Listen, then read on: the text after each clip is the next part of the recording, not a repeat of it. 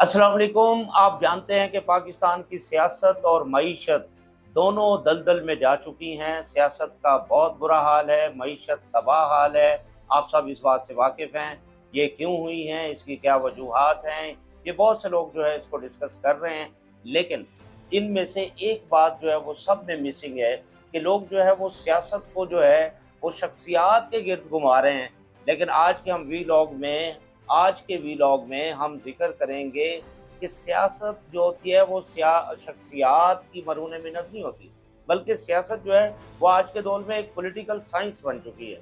तो आज के इस वीलॉग में मैं ज़िक्र करूँगा कि सियासत किस तरह की होती है और वो किस तरह से आगे चलती रही है, तारीख में भी, दुनिया में भी और पाकिस्तान में भी चल रही है। इसको ज़रा देखेंगे तो उससे अंदाज़ा हो जाएगा कि सियासत के जो आम आदमी भी जो है सियासत के जो एवेन्यूज़ है उसको समझने के उम्मीद है कि काबिल हो जाएगा। तो आज का मेरा व्लॉग जो है वो सियासत के बारे में और मईशत के बारे में, लेकिन मेरा ज़्यादा फोकस जो है वो सियासत पर है।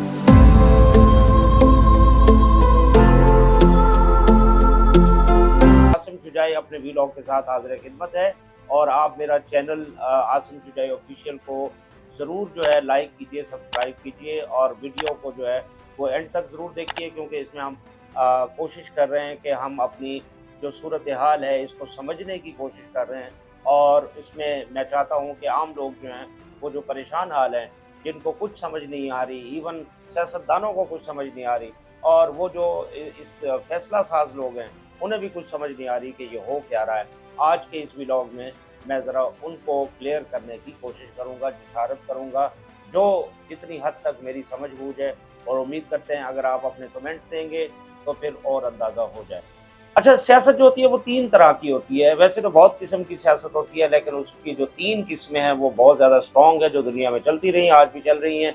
एक होती है रेडिकल पॉलिटिक्स, इसे इनकलाबी सियासत कहा जाता है। दूसरी जो है रिफॉर्मेटिव पॉलिटिक्स होती है, यानी इस्लाही सियासत, यानी जिसमें बहुत सी चीज़ों को ठीक किया जाता है। और तीसरी जो होती है वो पावर पॉलिटिक्स है, यानी ताकत की जो सियासत होती है। ये 3 किस्म की सियासत होती हैं और यही चलती रही हैं, यही भी आज चल रही हैं। और हमारे यहाँ भी जो है इसी तरह की ही सियासत जो है वो 3 तरह की जो है वो हमारे यहाँ भी चलाने की कोशिश की गई है। कुछ लोग रेडिकल पॉलिटिक्स लेकर चलते हैं, कुछ लोग रिफॉर्मेटिव लेकर चलते हैं और कुछ लोग पावर पॉलिटिक्स।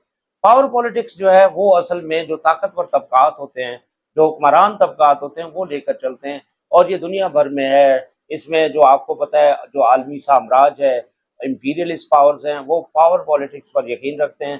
वो अपनी ताकत को बढ़ाते हैं और उस ताकत के बलबूते पर जो है वो पूरी दुनिया को अपने कब्जे में ले लेते हैं। दूसरी जो है रेफॉर्मेटिव पॉलिटिक्स जो है वो इस्लाही सियासत होती है और उसमें बहुत सी इस्लाहात की जाती हैं। मतलब कोई इदारों में खराबियां आ जाती हैं और किसी और जगहों पे खराबियां आ जाती हैं, उनमें इस्लाहात की जाती हैं, रिफॉर्म्स की जाती हैं, उनमें तब्दीलियां लाई जाती हैं और फिर वो चलने के काबिल हो जाती हैं। और तीसरी जो होती है, जिसका हमने जिक्र किया, रेडिकल पॉलिटिक्स, वो इनकलाबी सियासत होती है। और आपको पता है इनकलाबी सियासत जो होती है उसका जो मतमय नज़र होता है वो इनकलाब करना होता है, और इनकलाब का मतलब होता है कि स्टेटस को की जो पावर्स होती है उनको शिकस्त देना होता है। और उसके लिए दुनिया में बहुत सारे चलते रहें। अगर अवाम का एक जमे गफीर जो है वो आपके सेंट्रल पॉइंट पर पहुंच जाए और पूरा सिस्टम को बंद कर दे और हुक्मरान तबकात की दौड़ें लगवा दे, वो रेडिकल पॉलिटिक्स होती है, इनकलाबी पॉलिटिक्स होती है। तो दुनिया में ज़्यादातर जो है वो चंद ममालिक ऐसे हैं जिन्होंने रेडिकल पॉलिटिक्स के ज़रिए जो है वो अपनी तब्दीलियाँ पैदा की हैं। तब्दीलियाँ हर तरह से आती हैं, कुछ ने जो है वो रेफॉर्मेटिव के ज़रिए की है, लेकिन ज़्यादातर जो है वो पावर पॉलिटिक्स दुनिया में चल रही है। तो अब हमारे लिए क्या, इनमें से क्या सूटेबल सियासत हो सकती है, ये बड़ा अहम मौजू है और मेरा ख्याल है इसको अगर आप सामने रखेंगे तो फिर चीज़ें आपके सामने बिल्कुल क्लियर हो जाएंगी।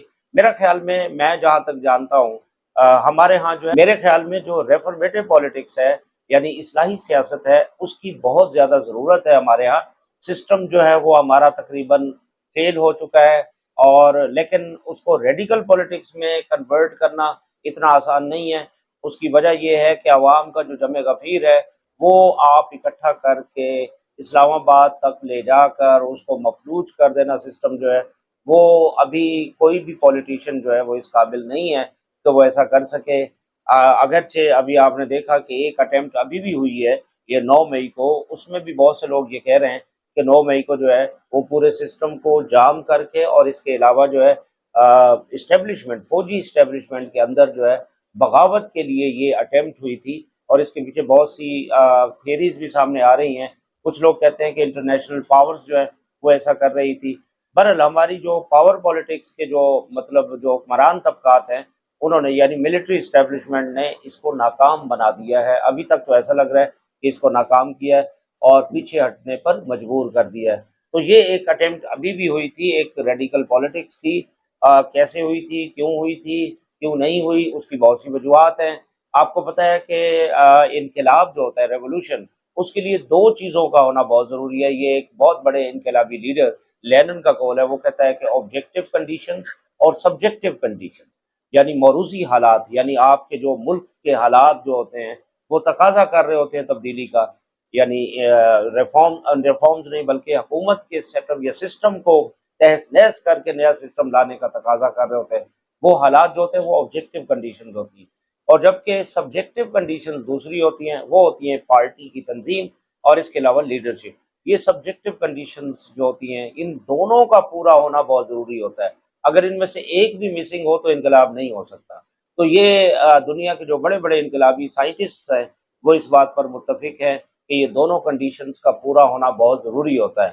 تو ہمارے ہاں آبجیکٹو کنڈیشنز تو کافی حد تک تقریباً کمپلیٹ ہے، لیکن سبجیکٹو کنڈیشن جو ہے وہ اس طرح سے کمپلیٹ نہیں ہو سکے، اس لیے یہ 9 مئی والی جو اٹیمپٹ تھی وہ بھی اس لیے ناکامی سے دوچار ہوئی۔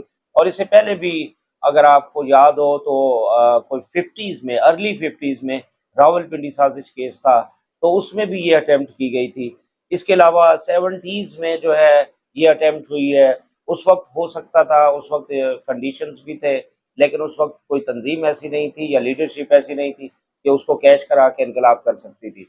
تو لیکن اب جو ہے وہ پاور پالیٹکس کے حوالے سے کیونکہ وہ اسٹرانگ ہے، اس لیے کسی بھی تنظیم کے لیے، کسی لیڈرشپ کے لیے ابھی اگر ناممکن نہیں ہے تو تقریباً ممکن بھی نہیں نظر آتا کہ وہ جو ہے سسٹم کو بالکل تہس نہس کر دے۔ اگرچہ سسٹم بالکل تباہ ہو چکا ہے، سیاست تباہ ہو چکی ہے، معیشت تباہ ہو چکی ہے، عوام کا کوئی پرسان حال نہیں ہے، عوام بلک رہے ہیں، رو رہے ہیں، آبجیکٹو کنڈیشنز بالکل پوری ہیں اور پوری تھیں، لیکن وہ ذرا اس میں پارٹی کی تنظیم بڑی اسٹرانگ ہونی چاہیے۔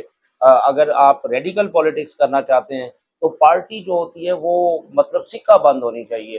تو اس طرح کی یعنی جو ایسی ہلکی پھلکی پارٹیز ہوتی ہیں وہ انقلاب نہیں۔ جی ناظرین، آپ نے پہلا پارٹ دیکھا میری اس پالیٹکس کے اوپر جو ویلاگ ہے، اور امید ہے کہ آپ کو پسند آیا ہوگا، اور اس کا دوسرا حصہ بہت جلد جو ہے وہ آپ کے سامنے آنے والا ہے، آپ اس کو بھی ضرور دیکھیے۔